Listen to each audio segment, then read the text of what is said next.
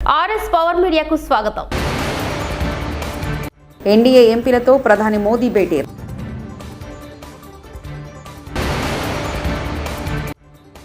రైతులకు good news. Indiramma ఇళ్ల నిర్మాణానికి బడ్జెట్లో భారీ కేటాయింపులు. కాంగ్రెస్ సర్కార్ను చీల్చి చెండాడుతాం. బడ్జెట్పై కేసీఆర్. శాంతి భద్రతలపై శ్వేతపత్రం విడుదల చేసిన సీఎం చంద్రబాబు. మహారాష్ట్ర అసెంబ్లీ ఎన్నికలకు మరికొద్ది నెలలుగా నగరా మోగనుంది. అలాంటి వేళ ఆ రాష్ట్రంలో ఎన్డీఏ ఎంపీలతో ప్రధాని మోదీ గురువారం న్యూఢిల్లీలో సమావేశమయ్యారు. ఈ సందర్భంగా రాష్ట్రంలో తాజా రాజకీయ పరిస్థితులపై వారితో ప్రధాని మోదీ చర్చించినట్లు తెలుస్తుంది. మరోవైపు ఎన్సీపీ అధినేత మహారాష్ట్ర డిప్యూటీ సీఎం అజిత్ పవార్ బుధవారం న్యూఢిల్లీలో కేంద్ర హోంశాఖ మంత్రి అమిత్ షాతో భేటీ అయ్యారు. తెలంగాణ ఆర్థిక మంత్రి బట్టి విక్రమార్క గురువారం అసెంబ్లీలో రాష్ట్ర బడ్జెట్ను ప్రవేశపెట్టారు. తెలంగాణ పూర్తిస్థాయి బడ్జెట్ 2,91,191 కోట్లు. బడ్జెట్ ప్రసంగంలో భాగంగా రాష్ట్ర తలసరి ఆదాయం, అప్పులు, రెవెన్యూ వ్యయం, మూలధన వ్యయం వంటి వివరాలు వెల్లడించారు. అలాగే బడ్జెట్లో ఏ పథకానికి ఎంత నిధులు కేటాయించారు, ఈ శాఖకు ఎన్ని నిధులు కేటాయించారనే వివరాలను బడ్జెట్ ప్రసంగంలో వివరించారు ఆర్థిక మంత్రి బట్టి.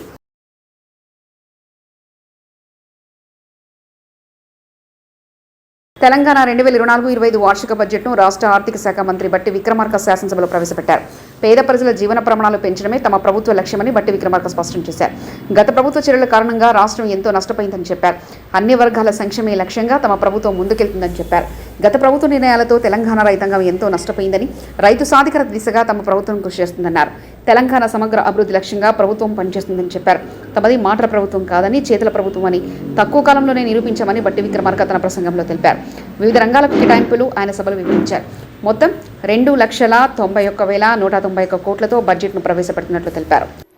గాలివాన అయినట్లు రాష్ట్ర ఆవిర్భావ సమయానికి ఉన్న 75,577 కోట్ల రూపాయల అప్పు గత ఏడాది డిసెంబర్ నాటికి వామనావతారంలా పెరిగి 6,71,757 కోట్ల రూపాయలకు చేరింది.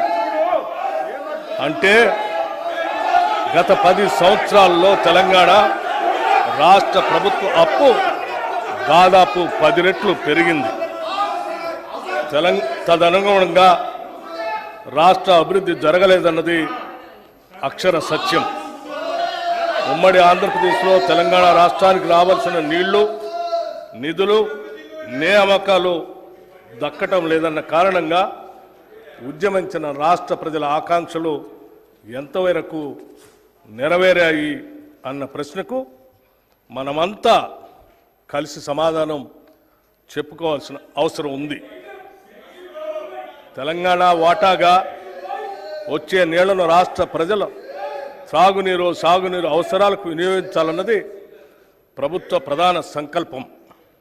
అయితే గత దశాబ్ద కాలంలో పాలకులు తీసుకున్న తప్పుడు విధాన నిర్ణయాల కారణంగాను, నాణ్యత లేని పనుల కారణంగాను సాగునీటి ప్రాజెక్టులు ఆశించిన ఫలితాలను ఇవ్వలేకపోతున్నాయి.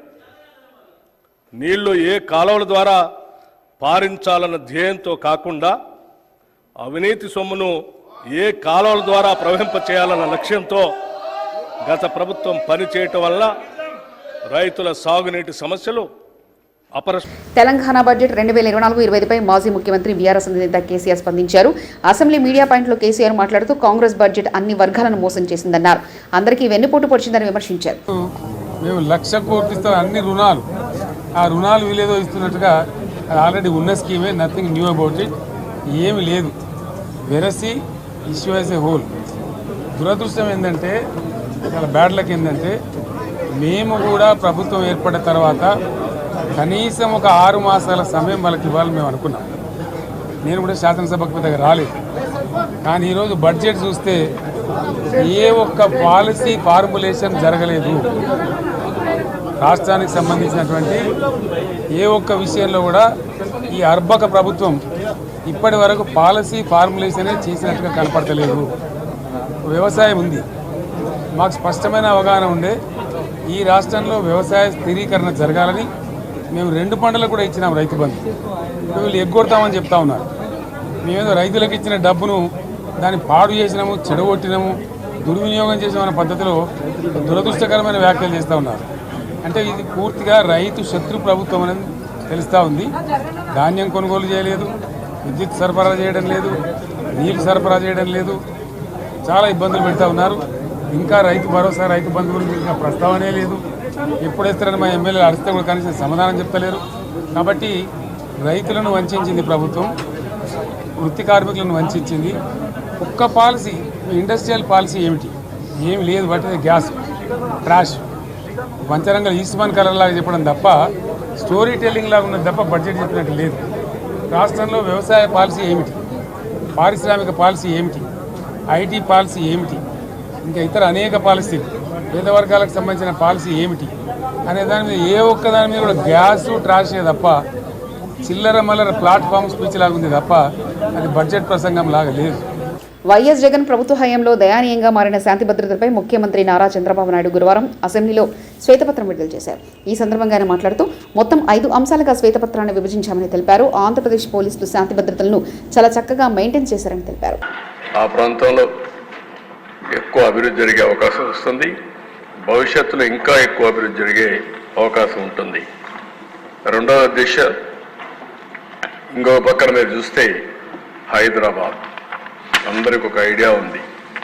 6 నెలలు కర్ఫ్యూ ఉండే నగరం హైదరాబాద్. ఆ రోజు ఒక్కొక్కసారి కర్ఫ్యూ 20 రోజులు 30 రోజులు నిత్యావసర వస్తువులు కూడా దొరకకుండా కర్ఫ్యూ పెట్టిన పరిస్థితులు ఉన్నాయి. అలాంటి నగరంలో మత ఘర్షణల పైన చాలా క్లియర్గా ఒక నిర్ణయం చేసుకొని ముందుకు పోయాం. ఉక్కు పాదంతో ఒక మంచి సంకల్పంతో ముందుకు పోయాం. అదే మరి ఈరోజు మీరు చూస్తే ఆ దిశ హైదరాబాద్ అంటే ఓల్డ్ సిటీ నుంచి విజయవాడకు పోవాలన్నా, ఒకప్పుడు బెంగళూరు పోవాలన్నా, బాంబేకి పోవాలన్నా ఓల్డ్ సిటీ టచ్ చేసిపోయే పరిస్థితి. అలాంటప్పుడు ట్రాఫిక్ అంతా కూడా నిలిచిపోయేది. ఈరోజు మీరు చూస్తే హైదరాబాద్ మత సామరస్యానికి ఏమాత్రం కూడా విఘాతం కలగకుండా చేయగలిగాం. దానివల్ల ఒక అంతర్జాతీయ పెట్టుబడులు కేంద్రంగా తయారయ్యే పరిస్థితి వచ్చింది. గడిచిన అన్ని ప్రభుత్వాలు కూడా లా అండ్ ఆర్డర్ మెయింటైన్ చేశాయి. అంతేకాకుండా ఔటర్ రింగ్ రోడ్ వచ్చిన తర్వాత సిటీకి వచ్చే పని లేకుండా ఔటర్ రింగ్ రోడ్లో వెళ్ళే పరిస్థితికి వచ్చారు. మూడవ దిశ వామపక్ష తీవ్రవాదం. ఇక్కడ కూడా గ్రే హౌండ్ లేకపోతే ఇంటెలిజెన్స్ బ్రాంచ్ కానీ ఎస్ఐవి కానీ ఇలాంటి డెవలప్ చేశాం.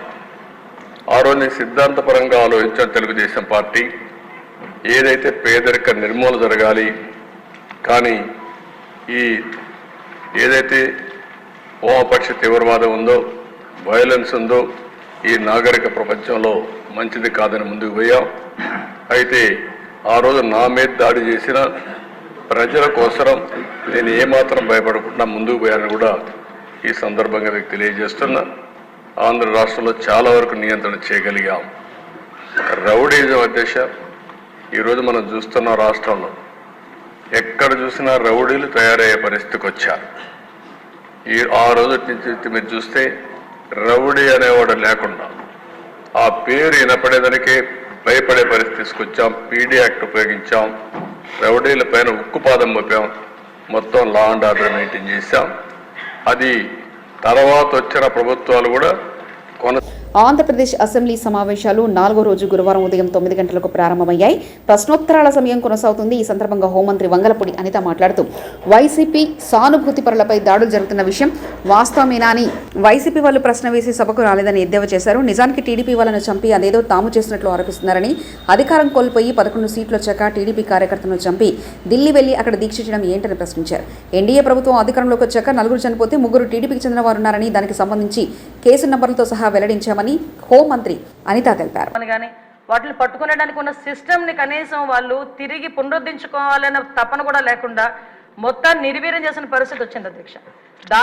దాని పర్యవేక్షణలో భాగంగానే ఈ 5 సంవత్సరాల్లోని కూడా ఇంచుమించుగా మనం ఒకసారి కంపేర్ చేసుకుంటే బిఫోర్ 2014 మనకి టోటల్ కేసెస్ ఈ బ్లేడ్ బ్యాచ్కి సంబంధించి ఈస్ట్ గోదావరిలోనే ఒక ఈస్ట్ గోదావరిలో చూసుకుంటే 133 ఉంటే 2014-19 అదేవిధంగా 2000 2014-19కి ఒక 400 ఉన్నాయి అధ్యక్ష.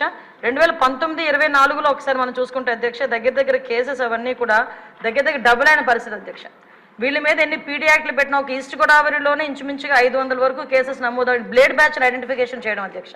వీళ్ళే కాకుండా మనకి రాజమండ్రి అదేవిధంగా ఎన్టీఆర్ డిస్ట్రిక్ట్లోనే ఎక్కువ ఈ బ్లేడ్ బ్యాచ్ అనేది ఎక్కువగా ఐడెంటిఫికేషన్ అయి ఉంటుంది. వాళ్ళు ఇంచుమించుగా దగ్గర రెండు కలిపి ఈ మొన్న 2019 to 24లో దగ్గర 825 మందిని ఐడెంటిఫికేషన్ చేయడం జరిగింది అధ్యక్ష. ఐడెంటిఫై చేయడం ఒక ఎత్తు అయితే వీళ్ళు నియంత్రించే సిస్టమ్ అయితే పోలీస్ డిపార్ట్మెంట్లో లాస్ట్ 5 సంవత్సరాలు లేదు అధ్యక్ష.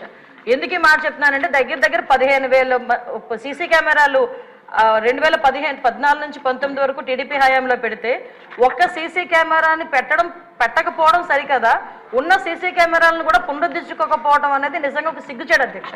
ఎందుకంటే ఎక్కడికి అంటే మీలాంటి వాళ్ళు పెట్టేటప్పుడు సీసీ కెమెరాలు బాగా పనిచేస్తాయి సార్. అప్పుడు తీసేసి వీడియో తీశారు కదా సార్, మిమ్మల్ని చూపించడానికి డైరెక్ట్ వీడియోలో చూపించుకున్నాడు. విషయం ఏంటంటే సీసీ కెమెరాలు తీసేయడం, సీసీ కెమెరాలు పునరుద్ధరించుకోకపోవడం ఒక ఎత్తు అయితే కనీసం మనం ఒక క్రిమినల్ని పట్టుకున్న తర్వాత అతని క్రిమినల్ బ్యాక్గ్రౌండ్ మనం చెక్ చేయడానికి automated finger print identification system అని చెప్పి అది కూడా చంద్రబాబు నాయుడు గారి హయాంలో మనం పెట్టడం జరిగింది. దాన్ని కూడా డబ్బులు. ఏపీ శాసనమండలి సమావేశాలు ప్రశాంతంగా కొనసాగుతున్నాయి.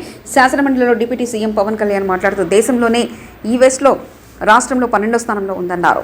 ఈ వేస్ట్ రీసైక్లింగ్ కోసం రాష్ట్రంలో 6 కేంద్రాలు ఉన్నాయన్నారు. కేంద్ర కాలుష్య నియంత్రణ మండలి నిబంధనల మేరకు రీసైక్లింగ్ చేస్తున్నామన్నారు. పెరుగుతున్న ఈ వేస్ట్కు అనుగుణంగా ప్రతి జిల్లా కేంద్రంలోని రీసైక్లింగ్ సెంటర్స్ రావాల్సిన అవసరం ఉందన్నారు. అందుకు అనుగుణంగా చర్యలు తీసుకుంటామని పవన్ కళ్యాణ్ తెలిపారు. దేశవ్యాప్త విక్రయాల డేటా ఆధారంగా జాతీయ స్థాయిలో ఎలక్ట్రానిక్ వ్యర్థాల ఉత్పత్తికి సెంట్రల్ పొల్యూషన్ కంట్రోల్ బోర్డు అంచనాల ప్రకారం ఆంధ్రప్రదేశ్ రాష్ట్రం 12వ స్థానంలో ఉందని పేర్కొనడం జరిగింది. దానికి అనుబంధంగా నకలు కూడా జత చేయడమైంది. భారత ప్రభుత్వ పర్యావరణ, అటవీ, వాతావరణ మార్పుల మంత్రిత్వ శాఖ ఎలక్ట్రానిక్ వ్యర్థాల నిర్వహణ నిబంధనలను తెలియజేసింది. ఆంధ్రప్రదేశ్లో 1 ఏప్రిల్ 2023 నుండి ఇప్పటి వరకు అమలు చేయబడుతుంది. ప్రస్తుతం ఎలక్ట్రానిక్ వ్యర్థాలను తరలించడం, రీసైకిల్ మరియు శుభ్రం చేయడానికి ఆంధ్రప్రదేశ్ రాష్ట్రంలో 6 ఎలక్ట్రానిక్ వ్యర్థాల రీసైక్లర్స్ వ్యర్థాల సేకరణ కోసం నమోదయ్యాయి. రాష్ట్రంలో ఉత్పత్తి అయ్యే మొత్తం ఎలక్ట్రానిక్ వ్యర్థాలను ఎలక్ట్రానిక్ వ్యర్థాల రీసైక్లర్స్ ద్వారా సేకరణ జరుగుతున్నది. ఎలక్ట్రానిక్ వ్యర్థాల రీసైక్లర్స్ వ్యర్థాలను ప్లాస్టిక్లు, విలువైన ఇతర లోహాల, ప్రమాదకర వ్యర్థాలు మరియు ఇతర పదార్థాలుగా విభజించడం జరుగుతుంది. ప్లాస్టిక్ వ్యర్థాలను గ్రాన్యూల్స్ గాను, పెల్లెట్స్ తయారీ కోసం ప్లాస్టిక్ వ్యర్థాల ప్రక్రియ యూనిట్కు తరలించడం జరుగుతూ ఉంటుంది. ప్రీ ప్రాసెసర్లు, కో ప్రాసెసర్లు, ట్రీట్మెంట్, స్టోరేజ్, ప్రమాదకరమైన వ్యర్థాలను తరలించే సౌకర్యం environment protection training treatment, storage and disposable ఫెసిలిటీకి తరలించే సౌకర్యం అధ్యక్ష. ఎలక్ట్రానిక్ వ్యర్థాల రీసైక్లింగ్ యూనిట్ల ద్వారా విలువైన ఇతర లోహాలు సంగ్రహించడం అవుతుంది. మరి ఇనర్ట్ మెటీరియల్ తరలించడానికి తదుపరి శాస్త్రీయ ట్రీట్మెంట్ కోసం TSDFకి అంటే ట్రీట్మెంట్, స్టోరేజ్, డిస్పోజల్ ఫెసిలిటీకి దీన్ని తరలించబడుతుంది. మరిన్ని వివరాలన్నీ అనుబంధంలో జత చేయండి. గత 5 ఏళ్లుగా రైతులకు ఇన్సూరెన్స్ పేరుతో ఒక పెద్ద డ్రామా నడిపారు. కేవలం రబీలో మాత్రమే ఇన్సూరెన్స్ ప్రీమియం చెల్లించారు. ఖరీఫ్కి ఏనాడు ₹1 కూడా ఇన్సూరెన్స్ ప్రీమియం చెల్లించలేదు. దాదాపుగా 1600 కోట్లు ఇన్సూరెన్స్ ప్రీమియం బకాయిలు పెట్టి వెళ్లారు. రైతు నష్టపోయేలా గత 5 ఏళ్లు వీళ్ళు తీసుకున్న నిర్ణయాలు ఉన్నాయని కింజరపు అచ్చెన్నాయుడు వ్యాఖ్యానించారు. ప్రీమియం చెల్లించారు తప్ప రబీకి ఒక్క సంవత్సరం కూడా ప్రీమియం చెల్లించలేదు అధ్యక్ష. ఎంత దారుణం! రబీలో రైతులందరూ కూడా గత 5 సంవత్సరాలు చాలా ఇబ్బందులు పడ్డారు. ఒక సంవత్సరం అయితే ఎంత మోసం చేశారంటే, మేము ఓనుగా కంపెనీ పెట్టాం, మేము అందరికీ ఇన్సూరెన్స్ ఇస్తామని చెప్పి మభ్యబాటలు చెప్పారు. ఆ సంవత్సరం శాసనసభ జరిగింది. రైతులందరూ గగ్గోలు పెట్టారు. పంటలన్నీ పోయా, ఇన్సూరెన్స్ కంపెనీలు పలకటం లేదు. రాష్ట్ర ప్రభుత్వం ఏం చేస్తుందంటే, ఆ రోజు మేము ప్రతిపక్ష పార్టీగా చాలా విధాలుగా ప్రయత్నం చేశాం శాసనసభలో. కనీసం ప్రభుత్వం మమ్మల్ని పట్టించుకోలేదు. అప్పుడు మా నాయకులు ఎప్పుడు కూడా శాసనసభలో పోడియం దగ్గరికి వెళ్ళిన సందర్భాలే. ఫస్ట్ టైం రైతుల గురించి ఒక సంవత్సరం పోడియం దగ్గరికి వెళ్ళి పోడియంలో కూర్చుంటే ఆ రాత్రికి ఈ ఇన్సూరెన్స్ కంపెనీలకు డబ్బులు కట్టలేదు. ఎన్డీఏ ఎంపీలతో ప్రధాని మోదీ భేటీ.